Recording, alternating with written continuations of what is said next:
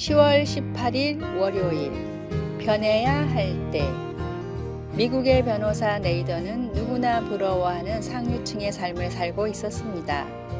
뉴욕의 호화 아파트에서 살며 직장에서도 능력을 인정받은 네이던은 엄청난 액수의 연봉을 받으며 모두가 부러워할 만한 성공한 삶을 살고 있었습니다. 하지만 네이던의 마음에는 아이들이 가지고 노는 레고를 향한 열정이 어린 시절부터 불타고 있었습니다. 타오르는 열정을 더 이상 외면할 수 없다고 느낀 네이던은 그동안 추구했던 모든 삶을 버리고 레고 작품을 창작하는 디자이너가 됐습니다. 네이던 주변에 있는 모든 사람이 도전을 말렸지만 그는 포기하지 않고 자신의 길을 걸어갔습니다. 몇 년이 지나고 네이던은 레고 본사에서 인정한 세계 최초의 레고 아티스트가 됐고 예술로 유서 깊은 랭커스트 미술관의 전시회 초청까지 받는 진정한 예술가가 됐습니다. 또한 미국의 CNN 방송은 네이던의 전시회를 죽기 전에 꼭 봐야 할 10가지 전시로도 선정했습니다. 세상의 시선에 맞출 때 하나님이 주신 비전과 꿈은 절대로 이룰 수가 없습니다. 지금이 변해야 할 때라는 확신이 있다면 성령님의 인도하심을 구함으로 더 이상 망설이지 말고 결단하십시오. 오늘의 말씀, 하나님이여 내 속에 정한 마음을 창조하시고 내 안에 정직한 영을 새롭게 하소서. 시편 51편 10절. 오늘의 찬송 490장 주여 지난밤 내 꿈에. 오늘의 만나 사명을 위한 결단을 망설이지 않는 용기를 주소서. 그리스도인에 걸맞는 변화를 위해 필요한 것이 무엇인지 돌아봅시다. 10월 19일 화요일, 적합한 때. 어떤 어머니가 해외 유학을 가는 아이를 위해 비행기표를 샀습니다. 그녀는 20년 동안 매일 딸과 같이 즐겁게 보냈기에 아이가 떠난다고 생각하니 슬퍼졌습니다. 그러나 딸이 그립다는 이유로 아이 앞에 펼쳐져 있는 기회를 빼앗지는 않을 것입니다. 딸의 인생에서 이 시점은 그 아이가 성인의 세계를 발견하고 이 나라의 다른 곳도 탐험해볼 새로운 여정에 들어서기에 적절한 시기입니다. 자식을 양육하는 시절이 지나면 또 다른 시절이 시작됩니다. 그것은 분명 새로운 도전과 새로운 기쁨을 함께 가져다 줄 것입니다. 이스라엘 세 번째 왕 솔로몬은 하나님이 범사에 기한이 있고 천하만사가 다 때가 있게 하셨다고 기록했습니다. 우리 인간들은 삶에서 겪는 여러 가지 일들을 좋든 싫든 거의 조절할 수 없습니다. 그러나 하나님은 그분의 능하신 능력으로 모든 것을 때를 따라 아름답게 하십니다. 마음의 고통이 가득할 때에도 우리는 하나님이 그런 가운데 때가 되면 뭔가 좋은 것을 가져다 주신다는 것을 믿을 수 있습니다. 우리의 안락함과 기쁨은 오기도 하고 가기도 하겠지만 하나님의 일하심은 영원히 있을 것입니다. 우리는 매 시절 기뻐하지 못할 수도 있고 때로는 매우 힘들 때도 있을 것입니다. 그러나 하나님은 그 모든 시절을 아름답게 하십니다. 말씀, 하나님이 모든 것을 지으시되 때를 따라 아름답게 하셨고 또 사람들에게는 영원을 사모하는 마음을 주셨느니라. 그러나 하나님이 하시는 일의 시종을 사람으로 측량할 수 없게 하셨도다. 전도서 3장 11절. 찬송 570장 주는 나를 기르시는 목자.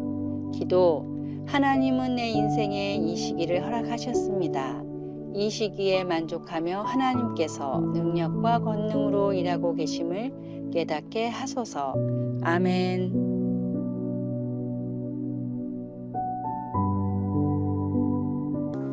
(10월 20일) 수요일, 세상의 원리를 떠나라. SNS로 통용되는 소셜 네트워크 서비스에 자신의 하루를 올리며 반응하는 것에 중독된 남자가 있었습니다.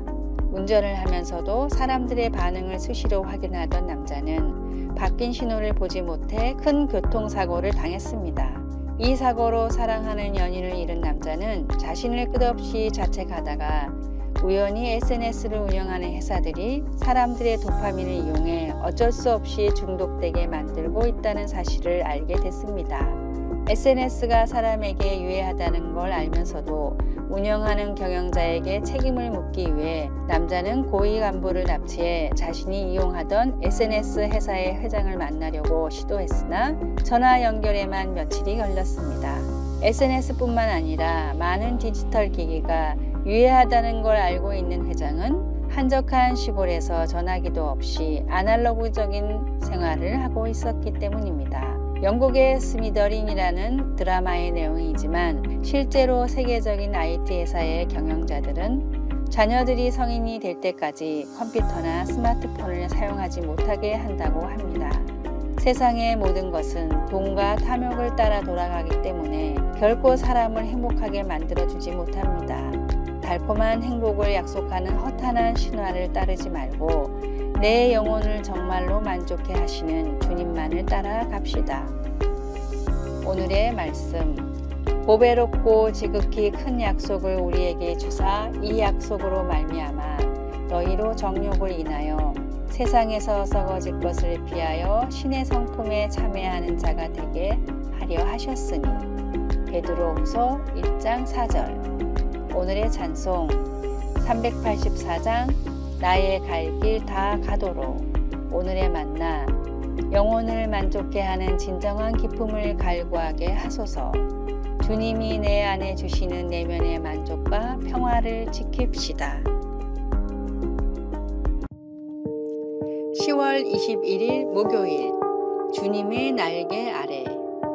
보호에 대해 생각할 때 우리는 새의 깃털이 자동으로 떠오르지 않습니다. 하지만 새의 깃털이 보호하는 데는 허술해 보일지 몰라도 눈에 보이는 것 이상의 것이 있습니다. 새의 깃털은 하나님의 디자인을 보여주는 놀라운 예입니다. 깃털에는 매끄러운 부분과 푹신한 부분이 있습니다.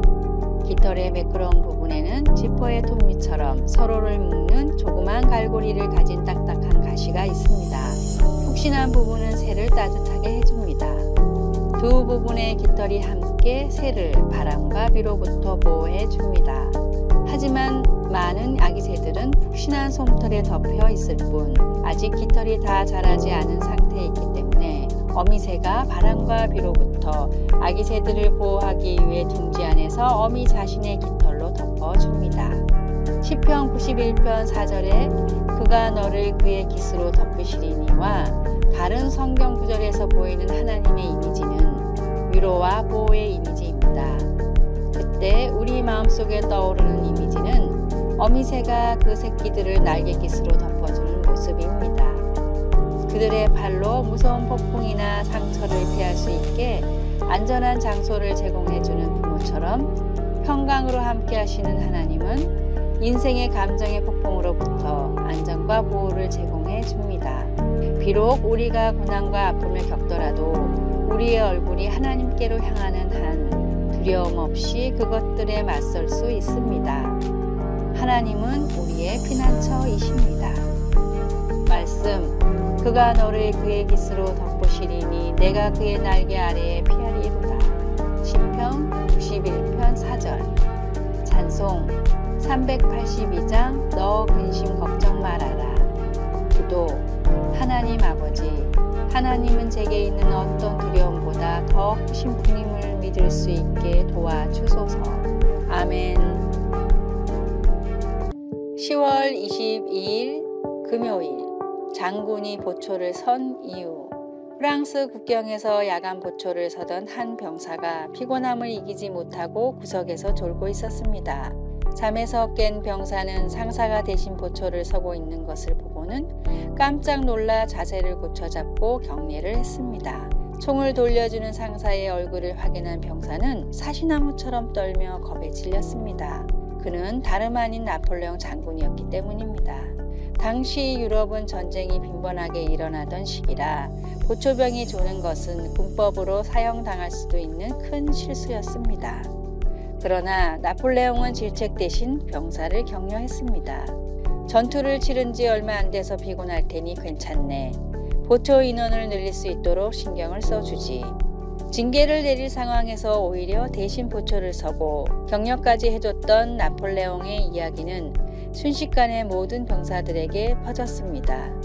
죽음을 두려워하지 않고 돌격했던 프랑스 군인들의 충성심은 일선에서 보여준 나폴레옹의 소소한 배려들이 쌓이면서 만든 결과였습니다. 그리스도인들이 사소한 실수를 덮어주고 오히려 도와줄 때 복음을 향한 세상 사람들의 마음이 열리고 신뢰하게 됩니다. 잘하고 잘못한 일을 따지기보다는 주님이 하신 것처럼 사랑으로 덮고 배려하는 성도가 되십시오. 오늘의 말씀, 모든 겸손과 온유로 하고 오래 참음으로 사랑 가운데서 서로 용납하고. 에베소서 4장 2절. 오늘의 찬송 256장 나의 죄 모두 지신 주님. 오늘의 만나, 주님이 베푸신 자비와 은혜를 마음에 품고 살아가게 하소서. 주님이 나를 용서하신 것처럼 다른 사람들의 실수를 되도록 용인합시다. 아래의 빨간색 글자 구독을 누르시어 더 많은 전도의 열매를 맺으시기를 기도합니다.